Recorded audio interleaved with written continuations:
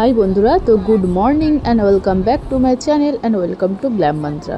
তো good morning এই জন্যই বললাম কারণ ভিডিওটা আমি কখন ছাড়বো এডিট করে সেটা আমি নিজেও জানি না, হয়তো সন্ধ্যাবেলা বা রাত্রিবেলার দিকেও ছাড়তে পারি।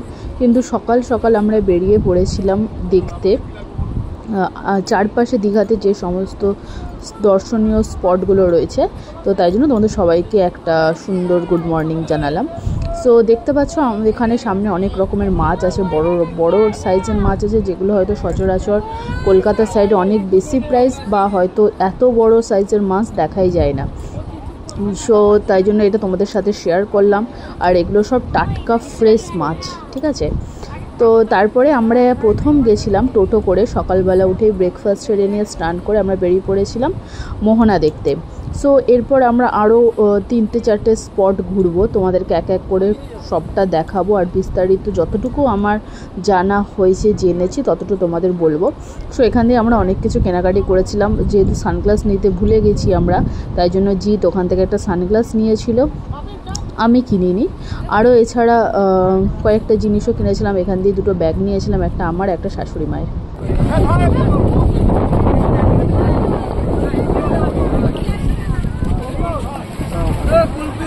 চলো ওই দোকানে।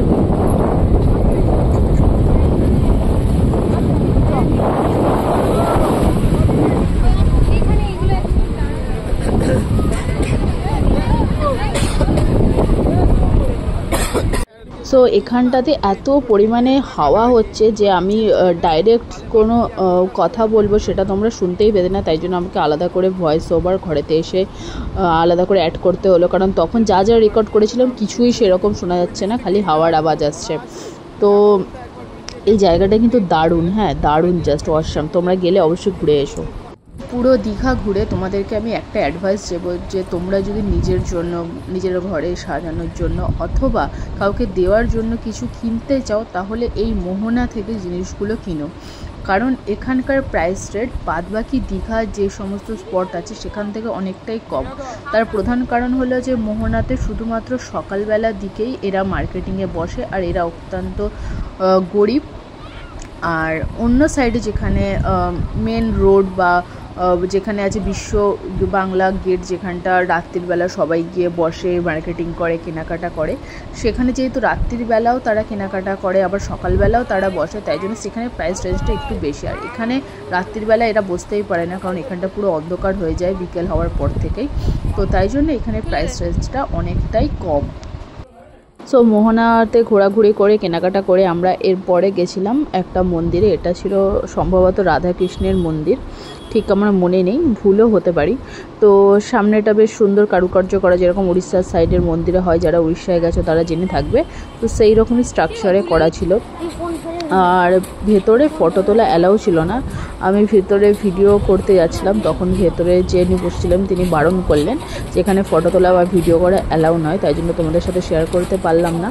আর মন্দিরটা খুবই সুন্দর, তোমরা ভিজিট করতে পারো, তোমাদেরও ভালো লাগবে।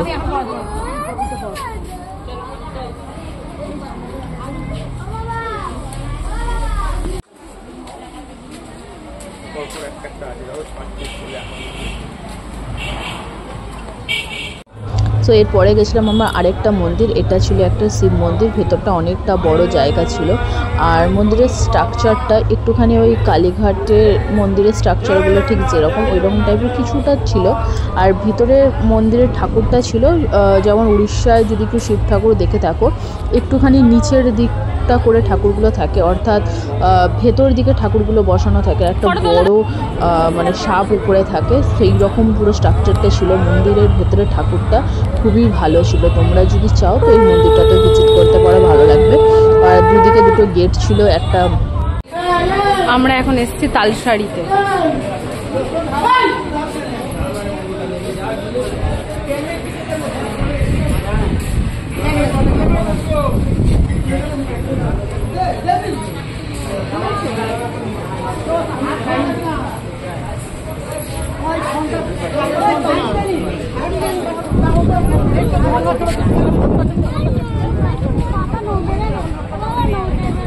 নৌকায় রোদ্দুর না Hãy subscribe cho kênh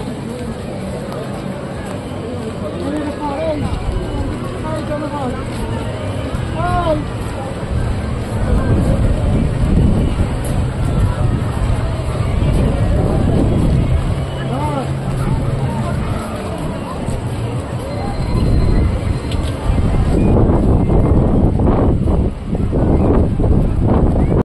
এইখানটা এতটা রোদ, আমি ঠিক কীরকম করে ঘুরছি দেখতে পাচ্ছ। আর এই একদিনে বেরিয়ে পুরো গা হাত পা ট্যান পড়ে গেছে। জানি না দুর্গা পুজোতে কী করে ঘুরবো, পুরো গায়ের রং চেঞ্জ।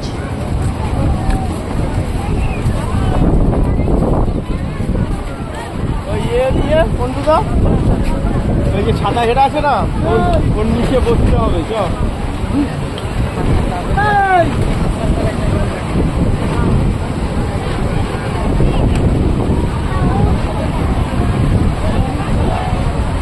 তো তালসাইতে সেরকম কিছুই ছিল না, তাই জন্য ওখান থেকে আমরা তাড়াতাড়ি বেরিয়ে পড়লাম। আর এরপরে আমরা এসেছি, এটা হচ্ছে উদয়পুর। তো অনেকজনই হয়তো ভিডিওতে দেখে থাকবে বা শর্টসে অনেকজন দিয়ে থাকে যে উদয়পুর সি বিচ। তো এখানে সব কম বয়সী ছেলেমেয়েরা আসে, এসে এখানে একটুখানি চিকেন পকোড়া ফকোড়ার সাথে, বুঝতে পারছো আমি কী বলছি। তো সেইগুলো পাশে ওরকম টাইপের অনেক স্টল ছিল বা ওরকম টাইপের ছোটো ছোটো টেবিল ছিল, যেখানে অনেকজন বসে আড্ডা মারছিল, খাচ্ছিলো। কিন্তু আমরা ওই সাইডটা যাইনি, যেহেতু আমরা ফ্যামিলি নিয়েছিলাম, বাচ্চারা ছিল সাথে। তো আমরা ডাইরেক্ট সমুদ্রের যে মেন সি বিচ, যেখানে লোকেরা মোটামুটি সমুদ্র দেখতে আসছে, আমরা সেই জায়গাটাতেই গেছিলাম। তো এই জায়গাটা খুব সুন্দর লাগছিলো। এখানটা আমরা অনেকক্ষণ টাইম স্পেন্ড করেছিলাম, সমুদ্রের ধারে জলেতে পা ডুবিয়ে বসেছিলাম। আর একটা মাঝখানে অনেক বড় ঢেউ এসেছিলো, সেই ঢেউটা আসার পরে বাবান অনেকটাই ভিজে যায়। তো তারপরে তোমাদেরকে একবার চারদিকটা একটুখানি দেখিয়ে দেওয়ার চেষ্টা করছি। আর এখানে ডাব বিক্রি হয় অনেক। দীঘা বা সমুদ্র তুমি যে কোনো সাইডেই যাও, ডাব প্রচুর দেখতে পাবে। তো ডাবের প্রাইস কিন্তু তাই বলে কম না, ডাবের প্রাইসটা কিন্তু যেরকম কলকাতার সাইডে ঠিক সেই রকমই। আর দেখতে পাচ্ছি বাবান এখানে জল দেখে কি খুশি, ও নামবে বলে বায়না করছিল যে ও সমুদ্রে নামবে, নেমে চান করবে। কিন্তু জি তোকে জোরে চেপে ধরেছিল। আর আমি তো যাইনি ওখানে, আমি দূর থেকে ফোনে ভিডিও করছিলাম।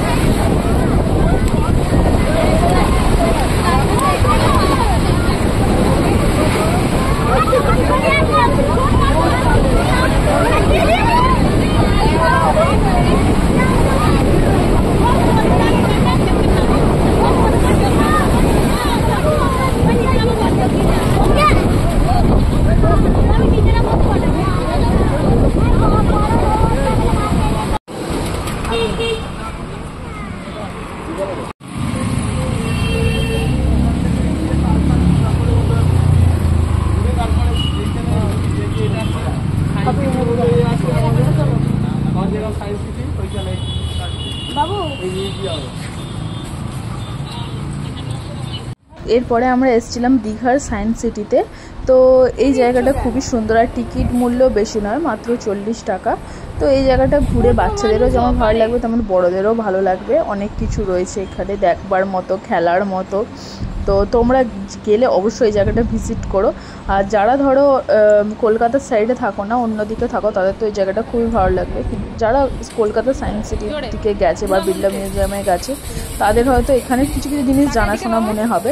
কিন্তু যারা এগুলোতে যাওনি, বিড়লা প্ল্যানেটোরিয়াম বা বিড়লা মিউজিয়ামে, সায়েন্স সিটিতে, তাদের এই জায়গাটা সত্যি মানে নতুনত্ব লাগবে। ঠিক আছে, তো এখানে বাবান আর তোজো দুজনেই খুব এনজয় করছিল, আমাদেরও বেশ ভালো লাগছিলো। অনেক কিছু পড়াশোনা সংক্রান্ত অনেক কিছু ছিল, সেগুলো তোমরা আস্তে আস্তে ভিডিওতে দেখতে পারবে। আর এই জিনিসটা যে বাবান করছে, এটা হচ্ছে দুটো মানে সংযোগস্থলে বিদ্যুতের সৃষ্টি হচ্ছে কি করে সেইটা এখানে দুটো সুইচের মাধ্যমে দেখানো হয়েছে। তো এটা বাবান বুঝতে পারছিল না, খালি ওর ওই দুটো সংঘর্ষ হলে যে বিদ্যুৎ সৃষ্টি হচ্ছিলো সেই জন্য ওর এই জায়গাটা ভালো লাগছিলো। এই দেখো আলাদা করে করা আছে লাইফ সায়েন্স, এখানে বিভিন্ন ধরনের মানুষ কোষ, জীবকোষ, আরও উদ্ভিদ প্রাণী সমস্ত কিছু অনেক কিছু এর ভিতরে ছিল। তো তোমরা ভিডিওটা এনজয় করো।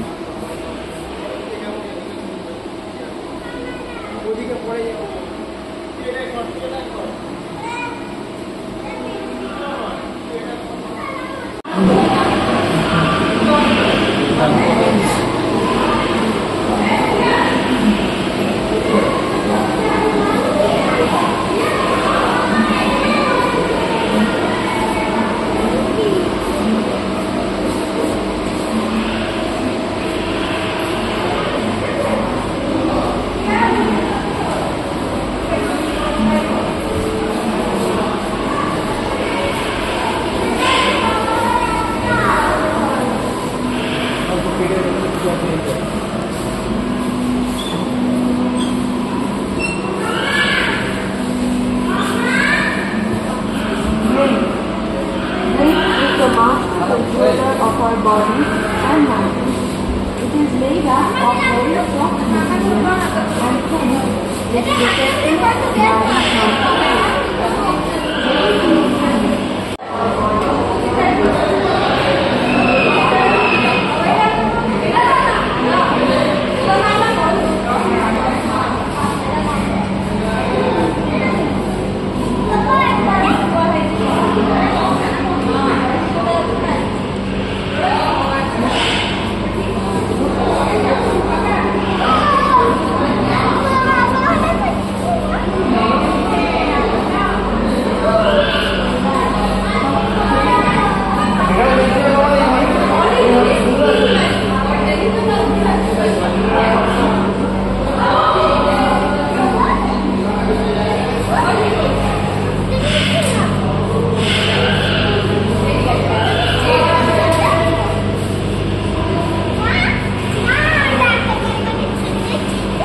দেবী।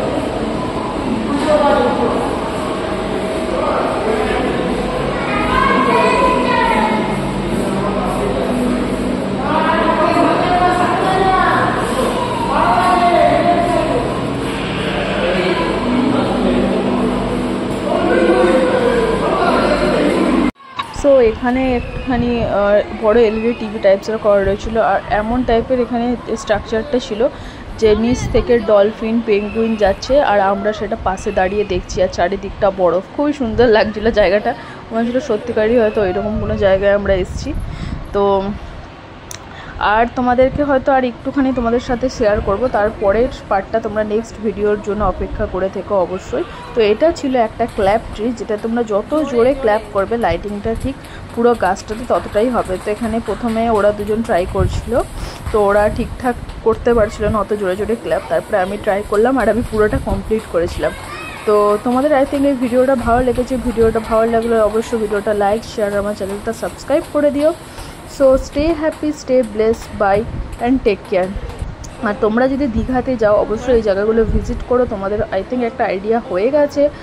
আর আরও ভিডিও দেখার জন্য অবশ্যই আমার চ্যানেলে চোখ রেখো।